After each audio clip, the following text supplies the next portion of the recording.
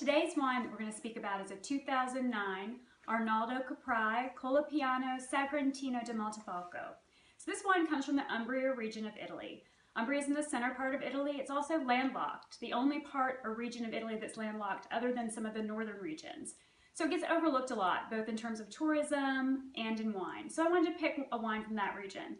In addition, that region is within, or the wine we're picking from is within the Perugia province of Umbria. Perugia is also home to Spoleto. We're coming to you from Charleston, South Carolina, which has a sister festival to the Spoleto Arts Festival in Italy, so it just seemed apropos to pick a wine from an area nearby there. I think they're probably about 16 miles apart. So this wine is 100% Sagrantino. Sagrantino has a lot of history, and much like many of the red grapes in Italy, it's grown primarily and almost exclusively in Umbria. There have been some recent pushes to maybe do some plantings of this grape, Tuscany, possibly Sicily, but right now its home is Umbria in the center of Italy.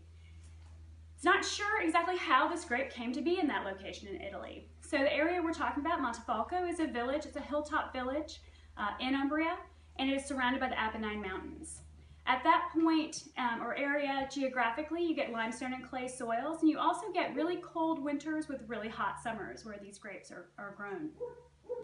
The grape's name first shows up in history in writings in the 19th century, but we know that there were vineyards and plantings in the Montefalco village area as far back as the 11th century. It's unclear whether any of that was Sagrantino. It's also unclear where the name Sagrantino comes from, though there is some indication or belief, I guess you would better say, that the term is a reference or a derivative of the Italian word sacro, which means sacred. So maybe a very special grape at some point in the history of Italy. It's also considered history's most tannic grape, so it can scare people away a little bit. Tannic wines tend to need a lot of age before they're easily drunk, and for that reason sometimes people are a little bit reluctant to buy one, particularly one they maybe haven't heard of. The grapes were transported to this area in Italy either from Byzantine monks or Franciscan monks. It's really unclear again, so it's hard to trace the full history of the grape. The grape, however, was almost extinct in the 1960s and had to have a sort of revitalization, and the person who revitalized Sagrantino, or at least one of the really crucial growers and winemakers, was in fact Arnaldo Capri, who is the founder of the winery for the wine that we're going to talk about today. So in 1971, Arnaldo Capri purchased the first 5 hectares of grapes that would be for the Arnaldo Capri winery. And he really was a believer in the Sagrantino grape. His son Marco now runs that winery. He took over in 1988.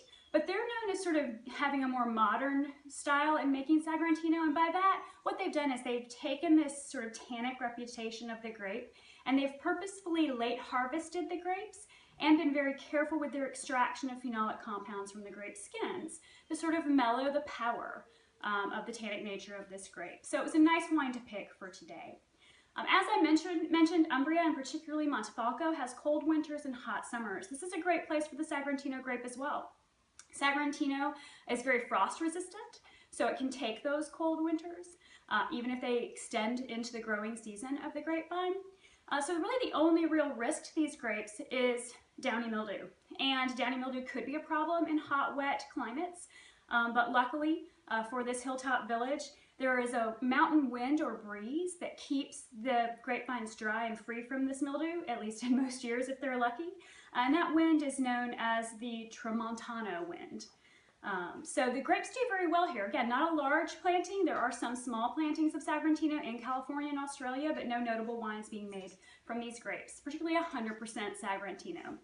So this is from the Sagrantino di Montefalco DOCG. DOCG is a quality level in Italian wine. It stands for Denominazione d'Origine Controllata e Garantita, which is a guaranteed quality, if you're just going to translate it into English.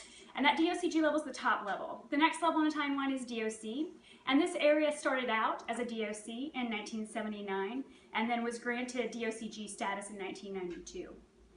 When you open this bottle of wine, this is a 2009, so it has a little age on it, but probably not as much age as you would need to really see the full potential of the wine. It's a very dark, ruby, almost black colored wine. It will gradually get to a more light garnet color as it ages. It's also notable in terms of its tasting and aroma and flavor profile as having a lot of mature fruit. So blackberry, dark cherry, those types of fruits are going to really shine through in this wine. In addition, you're going to get a wine that really pairs well with food. So this wine is made for eating meats, mushroom dishes. Mushrooms are going to pair really nicely with this wine. It's just that perfect tannic wine for food. So if you want to figure out what it's most similar to, I would say that you compare these 100% Sagrantinos to something like a young Cabernet Sauvignon from California or Bordeaux, or even a Barolo. So these are wines that you buy and you stick in your cellar. You keep them and hold on to them for 10 or more years, and then you open them and give them a lot of air to really breathe, to enjoy them fully. I hope you do give Sagrantino a chance. I think it's a really unique grape that you don't find in very many places. There aren't a lot of it being made, and Umbria was really its only true home.